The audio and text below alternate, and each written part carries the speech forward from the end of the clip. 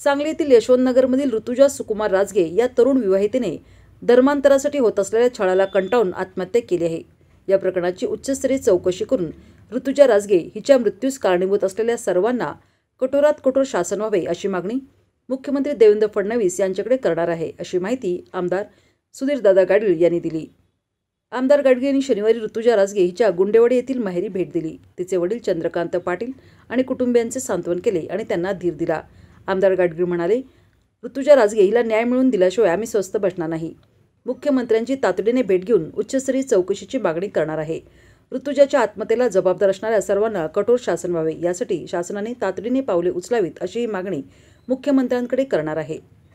ऋतुजा सुकुमार Rajge MSc झालेल्या उच्च शिक्षित महिलेने सासरच्या सततच्या होणाऱ्या ख्रिश्चन धर्मांतरणाच्या त्रासाला आणि जाचाला कंटाळून दिनांक 6 जून रोजी गळफास लावून आत्महत्या केली। ऋतुजा ही 7 महिन्यांची गर्भवती होती। 2021 मध्ये सुकुमार राजगे आणि ऋतुजा यांचा विवाह झाला होता। या विवाहाच्या वेळी राजगे कुटुंबांनी आम्ही हिंदू धनगर आहोत असे सांगितले होते। विवाहानंतर काही दिवसातच राजगे कुटुंब ख्रिश्चन आहे हे ऋतुजा आणि माहेरच्या मंडळींच्या लक्षात आले, तरी ऋतुजा या गोष्टीकडे दुर्लक्ष करून आपला संसार करीत होती। पण नवरा सुकुमार राजगे, सासरा सुरेश राजगे आणि सासू अलका राजगे यांनी ऋतुजा हिला ख्रिश्चन धर्माचा स्वीकार कर, तुझ्या देवांना नमस्कार करणे बंद कर असे म्हणून तिला त्रास द्यायला सुरुवात केली।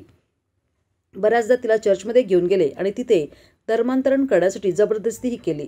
चर्चमधील धर्मगुरूंनी तिच्यावर धर्मांतरासाठी सक्ती करण्याचा प्रयत्न केला अशी तक्रार आहे।